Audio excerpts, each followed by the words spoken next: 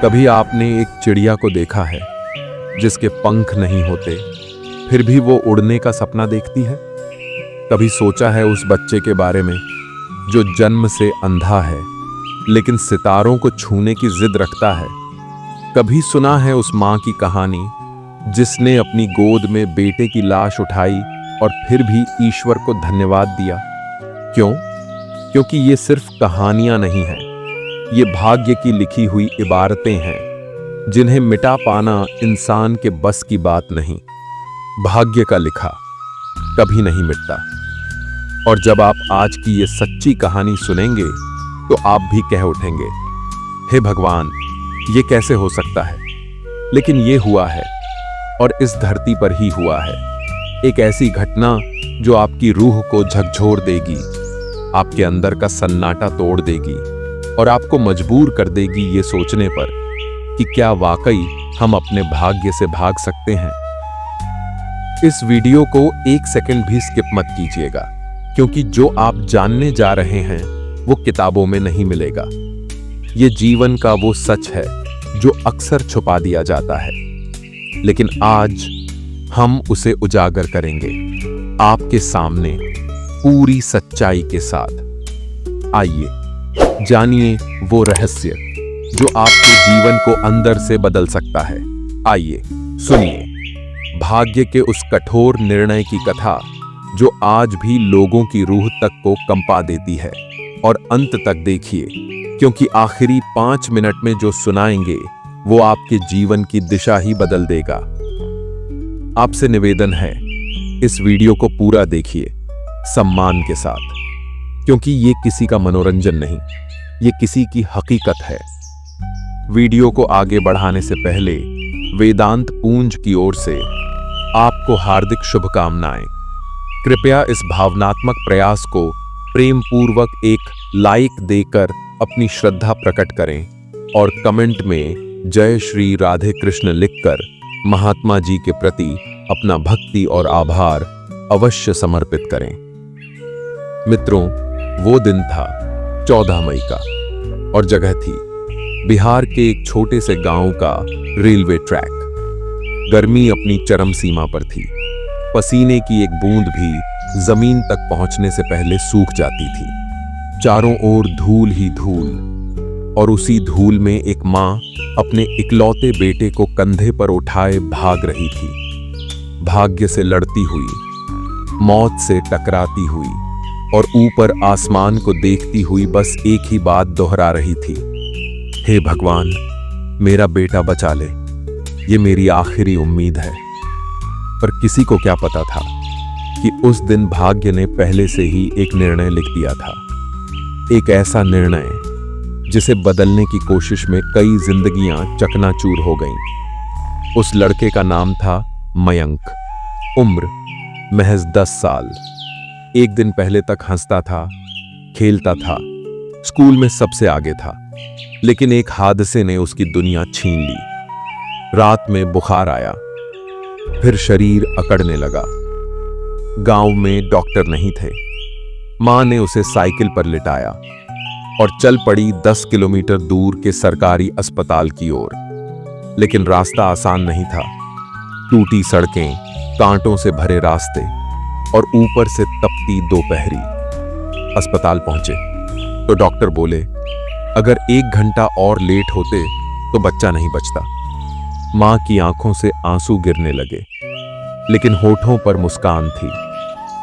भगवान ने बचा लिया, पर उसे क्या पता था वो राहत बस कुछ घंटों की थी, क्योंकि भाग्य ने कहानी का अगला पन्ना पहले ही लिख दिया था। अस्पताल से वापस लौटते समय ट्रेन से गांव लौटने का इरादा किया। स्टेशन छोटा था, भीड़ ज्यादा। मां ने मयंक को गोद में उठाया और ट्रेन का इंतजार करने लगी। तभी एक अनाउंसमेंट हुआ, प्लेटफॉर्म नंबर 2 पर ट्रेन आ रही है। लोग भागे, भीड़ टूट पड़ी। मां ने बेटे को सीने से चिपकाया और जैसे तैसे आगे बढ़ी, पर अचानक किसी ने धक्का दे दिया। मां का पैर फिसला और दोनों पटरी के किनारे गिर पड़े। लोग चिल्लाए, हटो, ट्रेन आ रही है। मां उठने की कोशिश कर रही थी, बेटे को ढंक रही थी, और तभी ट्रेन आ गई और एक भयानक सन्नाटा छा गया। जब ट्रेन गुजरी, मां जिंदा थी, पर बेटे का शरीर उसके हाथों में टूट चुका था। उसने बेटे के सिर को चूमा और बस एक ही बात कहती रही, मैंने तो भगवान से मांगा था इसे बचाने के लिए, फिर क्यों नहीं सुना, क्यों नहीं बदला लिखा हुआ। और तभी पास खड़े एक बूढ़े बाबा ने धीरे से कहा, बेटी, भाग्य का लिखा कभी नहीं मिटता। उस दिन एक मां की ममता हार गई, लेकिन भाग्य नहीं हारा। उस दिन इंसानी कोशिशें हार गईं, लेकिन समय ने अपनी चाल नहीं बदली। हम सोचते हैं कि हम समय से तेज हैं, हम किस्मत से जीत सकते हैं, पर सच यही है कि भाग्य का लिखा कभी नहीं मिटता। और सबसे बड़ा धोखा तब होता है जब हम समझते हैं कि हमारे हाथों में सब कुछ है। नहीं, सिर्फ कर्म हमारे हाथ में है, पर फल तो पहले ही तय हो चुका है। तो क्या हम कुछ नहीं कर सकते? कर सकते हैं। हम अपना कर्म कर सकते हैं, अपना प्रयास कर सकते हैं, परंतु जब नियति अपनी चाल चलेगी तो हमें बस नम्र होकर स्वीकार करना होगा। क्योंकि हो सकता है आज जो दुहक मिला है वो किसी बहुत बड़ी रक्षा का हिस्सा हो सकता है आज जो छीन लिया गया है वो किसी अग्नि परीक्षा का प्रारंभ हो, और हो सकता है आज जो टूटा है वो ही कल आपकी सबसे बड़ी शक्ति बन जाए। क्योंकि भाग्य का लिखा मिटाया नहीं जा सकता, लेकिन उसे समझकर स्वीकार करना, यही सच्ची बुद्धिमत्ता है। उस मां की चीखें, मयंक का मासूम चेहरा और ट्रेन की वो भयावह सीटी आज भी उस स्टेशन के आसपास रहने वाले लोग भूल नहीं पाए हैं। कई लोगों ने उस घटना के बाद सोशल मीडिया पर लिखा, क्या यही है ईश्वर? क्या यही है भाग्य? क्या यही है इंसाफ? लेकिन उत्तर एक बूढ़े संत ने दिया, जो उसी दिन स्टेशन पर भिक्षा मांग रहे थे। उन्होंने सिर्फ इतना कहा, हर कहानी का अंत वही होता है जो श्री कृष्ण चाहते हैं। हम जो देख रहे हैं वो अधूरी दृष्टि है, जो कृष्ण देखते हैं वो संपूर्ण सत्य है। श्री कृष्ण कहते हैं, जब मनुष्य अपने दुहक से हार मान लेता है तब वह मेरे न्याय को दोष देता है, परंतु जब वह मेरी लीला को समझने लगता है तब उसे ज्ञात होता है, हर आघात में भी मेरी कृपा छुपी होती है। अब एक और कहानी सुनिए जो द्वारका में घटी थी। एक बार की बात है, द्वारका में एक ब्राह्मण अपने नवजात शिशु को लेकर श्री कृष्ण के दरबार में आया। शिशु मृत था। ब्राह्मण ने व्यथा भरे स्वर में कहा, हे कृष्ण, ये तुम्हारा ही राज्य है और यहां मेरे घर पैदा होते ही 9 बच्चे मर चुके हैं।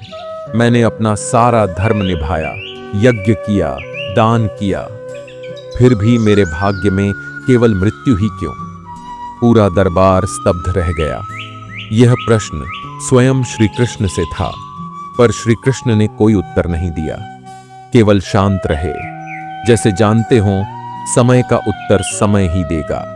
श्री कृष्ण कहते हैं, जब तुम मुझसे प्रश्न करोगे मैं मौन रहूंगा, क्योंकि मैं तुम्हारे उत्तर से पहले तुम्हारी परीक्षा लेता हूं। अर्जुन ने उस दिन श्री कृष्ण से पूछा, मधुसूदन, आप मौन क्यों हैं? इस ब्राह्मण की पीड़ा का समाधान क्यों नहीं करते? श्री कृष्ण ने मुस्कुराकर कहा, समय आने दो, जब तुम समझ पाओगे कि जो मृत्यु दिख रही है वो वास्तव में जन्म की भूमिका है, तभी उत्तर मिलेगा। समय बीता और जब ब्राह्मण का 10वां बच्चा भी मरा तो अर्जुन व्यथित हो उठा। उसने कसम खा ली, मैं इस बार इस बच्चे को बचाऊंगा, वरना मैं अग्नि में कूद जाऊंगा। और तब जो हुआ वो किसी के कल्पना से परे था। अर्जुन ने सभी उपाय किए, ब्रह्मास्त्र तक का प्रयोग किया, पर बच्चा फिर भी गायब हो गया। तब श्री कृष्ण ने कहा, चलो अर्जुन, मैं तुम्हें वहां ले चलूं जहां तुम्हारा ज्ञान और अस्त्र दोनों नहीं पहुंच सकते। श्री कृष्ण ने अर्जुन को साथ लिया और दोनों योगबल से एक दिव्य लोक में पहुंचे, महाकाल लोक में। वहां उन 10 बच्चों की आत्माएं थीं। श्री कृष्ण ने कहा, देखो अर्जुन, ये सब आत्माएं स्वर्गीय लोक की थीं, पूर्व जन्मों के ऋषि जो अब पृथ्वी पर कुछ समय के लिए अवतरित हुए थे। इनका समय पृथ्वी पर पूरा हुआ, इन्हें यहां आना ही था। जो गया वो मरा नहीं, बल्कि वहां पहुंचा जहां उसे जाना था।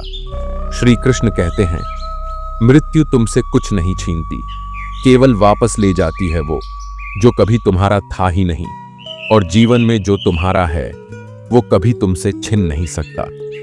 इस गूढ़ सत्य को सुनकर अर्जुन की आंखें भर आईं।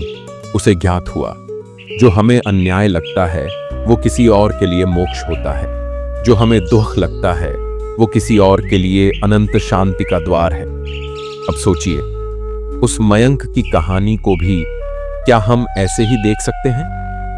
क्या पता मयंक कोई दिव्य आत्मा रहा हो, जिसका कार्य कुछ ही समय के लिए इस पृथ्वी पर था।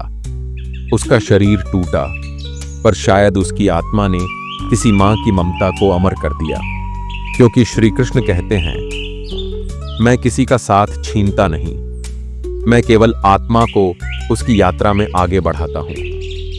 हमें यह मानना होगा कि भाग्य का लिखा वास्तव में मिटाया नहीं जा सकता, लेकिन उसका अर्थ समझा जा सकता है, और जब अर्थ समझ में आता है तब हम उससे घृणा नहीं करते, बल्कि उसी भाग्य को फोल्डेड हैंड्स से स्वीकार कर लेते हैं। जैसे विदुर ने जीवन भर अपमान सहा, पर अंत में कृष्ण ने उन्हीं के द्वार पर भोजन किया। जैसे एकलव्य को अंगूठा काटना पड़ा, पर उसकी भक्ति की गूंज आज भी अमर है।